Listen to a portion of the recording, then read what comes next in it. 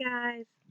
Okay, we are going to read chapter 13 of Titan's Curse today.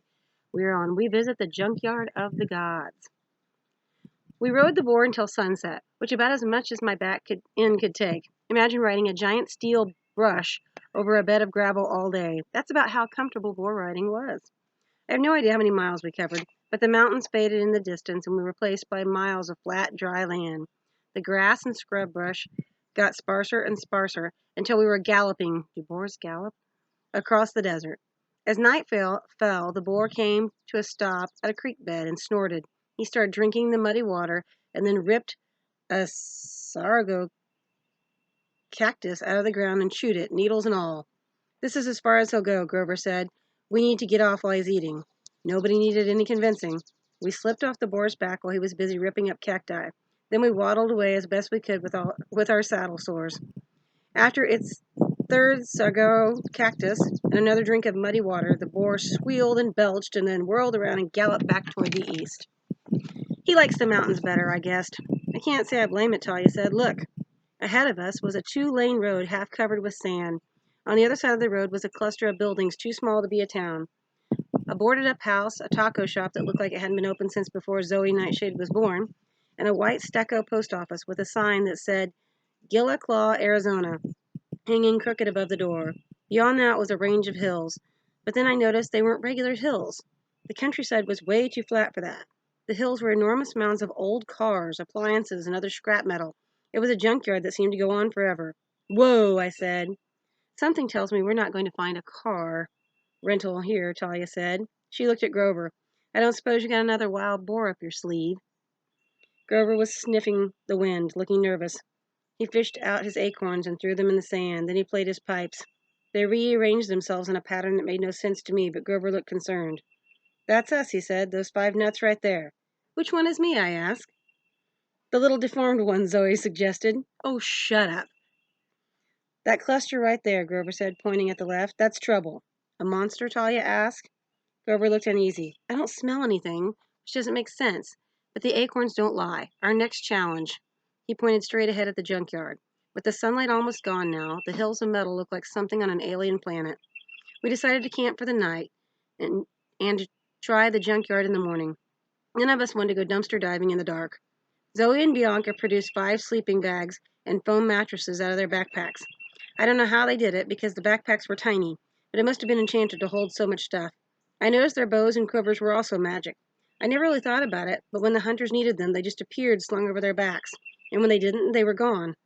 The night got chilly fast, so Grover and I collected old boards from the ruined house, and Talia zapped them with an electric shock to start a campfire. Pretty soon, we're about as comfy as you can get in a run-down ghost town in the middle of nowhere. The stars are out, Zoe said. She was right. There are millions of them, with no city lights to turn the sky orange. Amazing, Bianca said. I've never actually seen the Milky Way. This is nothing, Zoe said. In the old days, there were more. Whole constellations have disappeared because of human light pollution. You talk like you're not human, I said. Zoe raised an eyebrow. I am a hunter. I care what happens to the wild places of the world. Can the same be said for thee? For you, Talia corrected, not thee. But you use you for the beginning of a sentence. And for the end, Talia said, not thou, not thee, just you. Zoe threw her hands up in exasperation. I hate this language. It changes too often. Grover sighed. He was still looking up at the stars, like he was thinking about the light pollution problem. If only Pan were here, he would set things right. Zoe nodded sadly. Maybe it was the coffee, Grover said. I was drinking coffee and the wind came. Maybe if I drank more coffee. I was pretty sure coffee had nothing to do with what had happened in Cloudcroft, but I didn't have the heart to tell Grover. I thought about the rubber rat and the tiny birds that had suddenly come alive when the wind blew. Grover, do you really think that was Pan? I mean, I know you want it to be. He sent us help, Grover insisted. I don't know how or why, but it was his presence. After this quest is done, I'm going to go back to New Mexico and drinking a lot of coffee. It's the best lead we've gotten in 2,000 years. I was so close. I didn't answer. I didn't want to squash Grover's hopes. What I want to know, Talia said, looking at Bianca, is how you destroyed one of those zombies. There are a lot more out there somewhere, and we need to figure out how to fight them. Bianca shook her head. I don't know. I just stabbed it and it went up in flames. Maybe there's something special about your knife, I said. It is the same as mine, Zoe said. Celestial bronze, yes. But mine did not affect the warriors that way. Maybe you hit the skeleton in a certain spot, I said. Bianca looked uncomfortable with everybody paying attention to her. Never mind, Zoe told her. We will find the answer. In the meantime, we should plan our next move. When we get through this junkyard, we must continue west. If we can, find a road, we can hitchhike to the nearest city. I think that would be Las Vegas. I was about to protest that Grover and I had had bad experiences in that town, but Bianca beat us to it. No, she said, not there. She looked really freaked out, like she'd just been dropped off the steep end of a roller coaster. Zoe frowned. Why? Bianca took a shaky breath. I I think we stayed there for a while, Nico and I, when we were traveling, and then I can't remember. Suddenly I had a really bad thought. I remembered what Bianca had told me about Nico and her staying in a hotel for a while, and I met Grover's eyes, and I got the feeling he was thinking the same thing. Bianca, I said, the hotel you stayed at, was it possibly called the Lotus Hotel and Casino? Her eyes widened. How could you know that? Oh, great, I said. Wait, Talia said. What is the Lotus Casino? A couple of years ago, I said, Grover, Annabeth, and I got trapped there. It's designed so that you never want to leave. We stayed for about an hour. When we came out, 5 days had passed. It makes time speed up. No, Bianca said. No, that's not possible. You said somebody came and got you out. I remembered. Yes. What did he look like? What did he say? I don't remember, please. I really don't want to talk about this. Zoe sat forward, her eyebrows knit with concern. You said that in Washington, D.C., had changed when you went back last summer. You didn't remember the subway being there. Yes, but... Bianca, Zoe said, can you tell me the name of the President of the United States right now? Don't be silly, Bianca said. She told us the correct name of the President. And who was the President before that, Zoe asked. Bianca thought for a while. Roosevelt. Zoe swallowed. Theodore or Franklin? Franklin, Bianca said. FDR. Like FDR Drive? I asked, because seriously, that's all I knew about FDR. Bianca, Zoe said, FDR was not the last president. That was about 70 years ago. That's impossible, Bianca said. I'm not that old. She stared at her hands as if to make sure they weren't wrinkled. Talia's eyes turned sad. I guess she knew what it was like to get pulled out of time for a while. It's okay, Bianca. The important thing is that you and Nico are safe. You made it out. But how? I said. We were only in there for an hour and we barely escaped. How could you have escaped after being in there so long? I told you, Bianca said. She looked about ready to cry. A man came and said it was time to leave, and... But who and why did he do it? Before she could answer, we were hit with a blazing light from down the road. The headlights of a car appeared out of nowhere. I was half hoping it was Apollo come to give us a ride again, but the engine was way too silent for the sun chariot. And besides, it was nighttime. We grabbed our sleeping bags and got out of the way as a deathly white limousine slid to a stop in front of us. The back door of the limo opened right next to me. Before I could step away, the point of a sword touched my throat.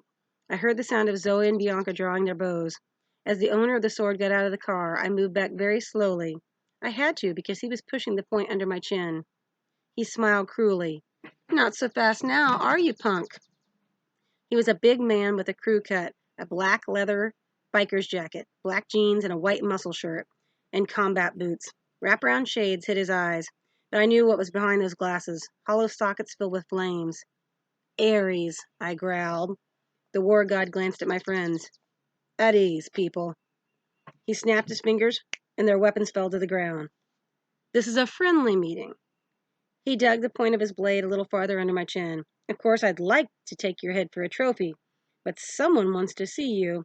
I never behead my enemies in front of a lady. What lady? Talia asked. Ares looked over at her. Well, I heard you were back.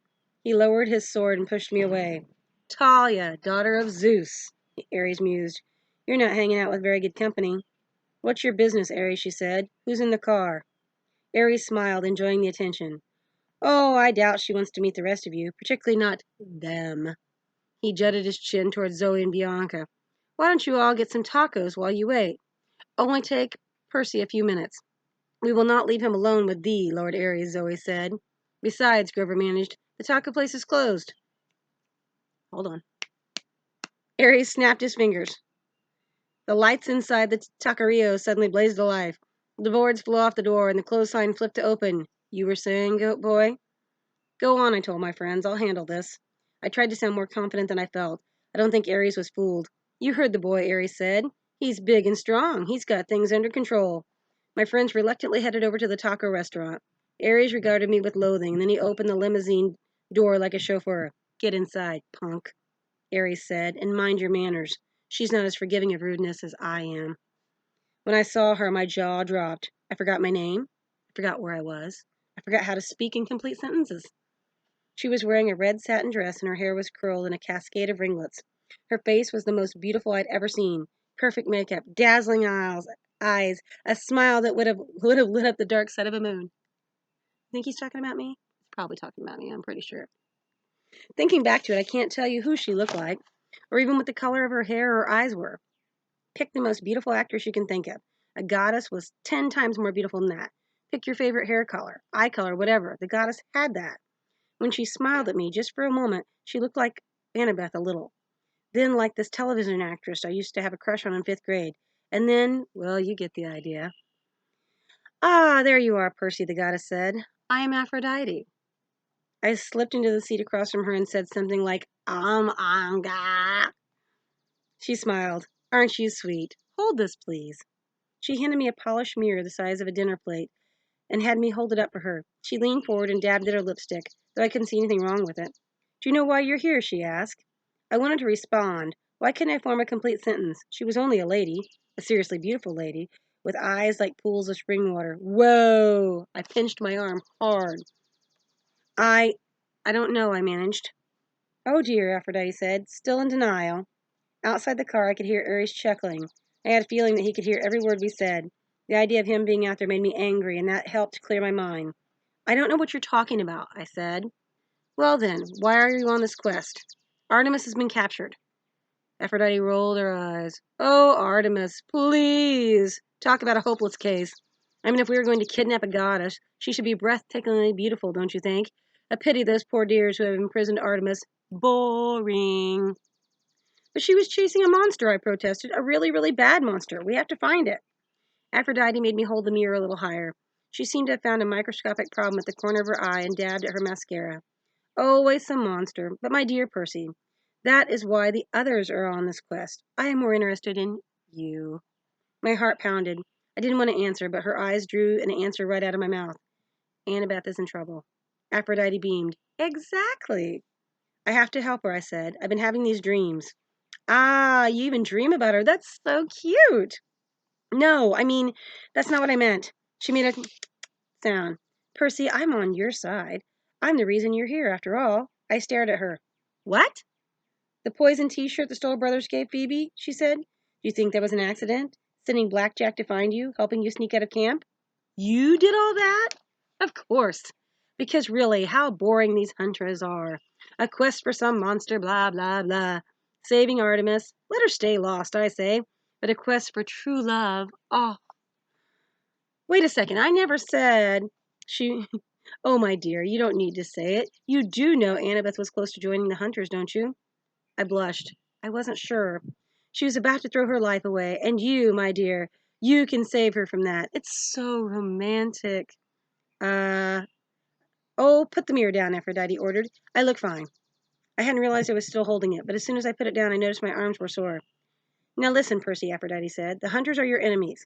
Forget them and Artemis and that monster. That's not important. Just concentrate on finding and saving Annabeth. Do you know where she is? Aphrodite waved her hand irritably. No, no, I leave the details to you. It's been ages since we've had a good tragic love story. Whoa, first of all, I never said anything about love. And second, what's up with the tragic? Love conquers all, Aphrodite promised. Look at Helen and Paris. Did they let anything come between them? Didn't they start the Trojan War and get thousands of people killed? Pfft, that's not the point. Follow your heart. But I don't know where it's going. My heart, I mean. She smiled sympathetically. She really was beautiful. And not just because she had a pretty face or anything. She believed in love so much it was impossible not to feel giddy when she talked about it. Not knowing is half the fun, Aphrodite said. Exquisitely painful, isn't it? Not being sure who you love and who loves you. Oh, you kids, it's so cute. I'm going to cry. No, no, don't do that, I said. And don't worry, she said. I'm not going to let this be easy and boring for you. No, I have some wonderful surprises in store. Anguish, indecision. Oh, just you wait. That's okay, really, I told her. Don't go to any trouble on my account. You're so cute. I wish all my daughters could break the heart of a boy as nice as you. Aphrodite's eyes were tearing up now. You'd better go. And you be careful in my husband's territory, Percy. Don't take anything. He's awfully fussy about his trinkets and his trash. What? I asked. You mean Hephaestus? But the car door had opened and Ares grabbed my shoulder, pulling me out of the car and back into the desert night. My audience with the goddess of love was over. You're lucky, punk. Ares pushed me away from the limo. Be grateful. For what? That we're being so nice. If it were up to me. So why haven't you killed me? I shot back. It was a stupid thing to say to the god of war, but being around him always made me feel angry and reckless. Ares nodded, like I'd finally said something intelligent. I'd love to kill you. Seriously, he said. But see, I got a situation. Word on Olympus is that you might start the biggest war in history, and I can't risk messing that up. Besides, Aphrodite thinks you're some kind of soap opera star or something. I kill you, that makes me look bad with her. But don't worry, I haven't forgotten my promise. Someday soon, kid, real soon, you're going to raise your sword to fight, and you're going to remember the wrath of Ares. I balled up my fist. Why wait? I beat you once. How's the ankle healing up? He grinned crookedly. Not bad, punk, but you got nothing on the master of taunts. I'll start a fight when I'm good and ready. Until then, get lost. He snapped his fingers, and the world did a 360, spinning in a cloud of red dust. I fell to the ground. When I stood up again, the limousine was gone. The road, the taco restaurant, the whole town of Gillaclaw was gone. My friends and I were standing in the middle of a junkyard. Mountains of scrap metal stretched out in every direction. What did she want with you? Bianca asked, once I told him about Aphrodite. I'm not sure, I lied. She said to be careful in her husband's junkyard. She said not to pick anything up. Zoe narrowed her eyes. The goddess of love would not make a special trip to tell thee that. Be careful, Percy. Aphrodite has led many heroes astray. For once I agree with Zoe, Talia said. You can't trust Aphrodite.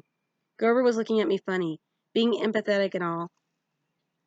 He could usually read my emotions. I got the feeling that he knew exactly what Aphrodite had talked to me about. So, I said, anxious to change the subject, how do we get out of here?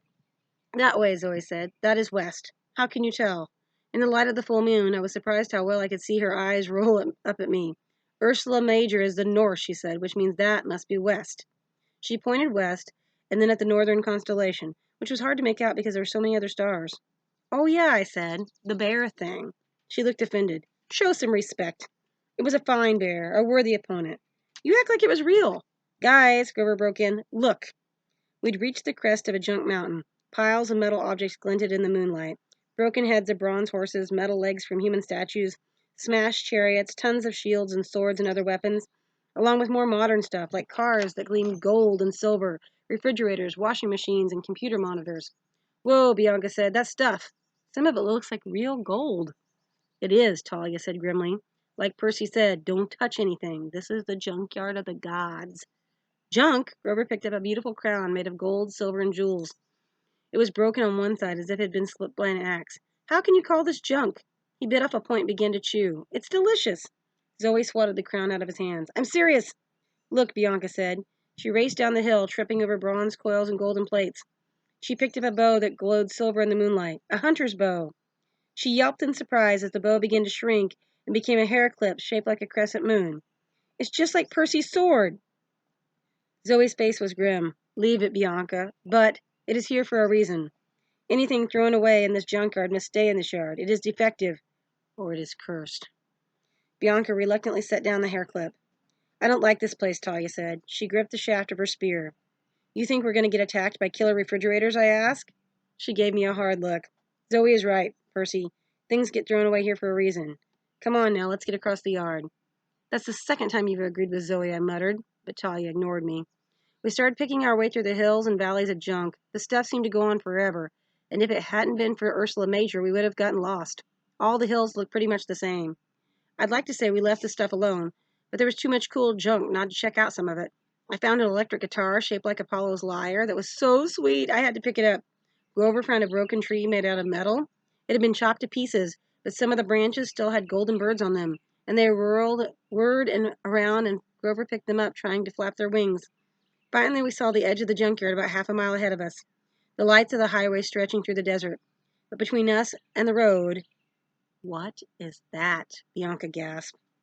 Ahead of us was a hill, much bigger and longer than the others. It was like a metal mesa, the length of a football field, and as tall as goalposts. At one end of the mesa was a row of 10 thick metal columns wedged tightly together. Bianca frowned. They look like toes, Grover said. Bianca nodded. Really, really large toes. Zoe and Talia exchanged nervous looks. Let's go around, Talia said. Far around. But the road is right over there, I protested. Quicker to climb over. Ping! Talia hefted her spear. Zoe drew her bow. But then I realized it was only Grover. He had thrown a piece of scrap metal at the toes and hit one, making a deep echo as if the column were hollow. Why did you do that? Zoe demanded. Grover cringed. I don't know. I don't like fake feet. Come on, Talia said, and she looked at me. Around. I didn't argue. The toes were starting to freak me out, too. I mean, who sculpts a 10-foot-tall metal toes and then sticks them in a junkyard? After several minutes of walking, we finally stepped onto the highway, an abandoned but well-lit stretch of black asphalt. We made it out, Zoe said. Thank the gods. But apparently the gods didn't want to be thanked. At that moment, I heard a sound like 1,000 trash compactors crushing metal. I whirled around. Behind us, the scrap mountain was boiling, rising up.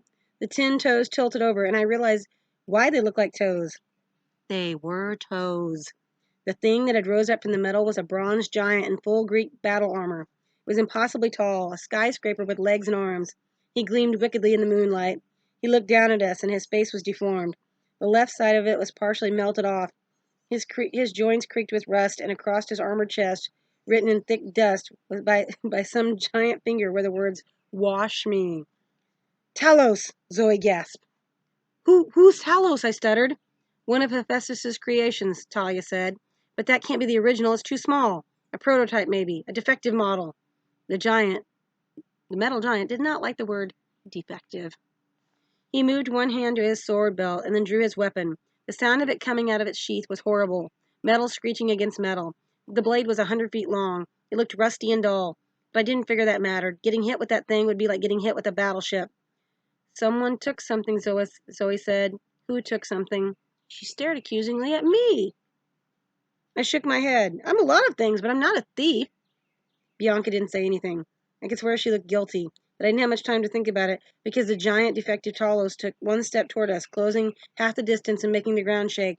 Run, Grover yelped. Great advice, except that it was hopeless. At our leisurely stroll, this thing could outdistance us easily. We split up the way we'd done with the Nemean lion. Talia drew her shield and held it up as she ran toward the highway. The giant swung his sword and took out a row of power lines, which exploded in sparks and scattered across Talia's path. Zoe's arrows whistled toward the creature's face, but shattered harmlessly against the metal. Grover brayed like a baby goat and went climbing up a mountain of metal. Bianca and I ended up next to each other, hiding behind the broken chariot. You took something, I said. That bow. No, she said, but her voice was quivering. Give it back, I said. Throw it down. I didn't take the bow. And besides, it's too late. What did you take? Before she could answer, I heard a massive creaking noise and a shadow blotted out the sky. Move! I tore down the hill, Bianca right behind me, as the giant's foot smashed a crater in the ground where we'd been hiding. Hey, Talos! Grover yelled, but the monster raised his sword, looking down at Bianca and me. Grover played a quick melody on his pipes. Over at the highway, the downed power lines began to dance. I understand what Grover was going to do a split second before it happened. One of the poles with the power lines still attached flew toward Talos' back leg and wrapped around his calf. The line sparked and sent a jolt of electricity up the giant's backside. Talos whirled around, creaking and sparking.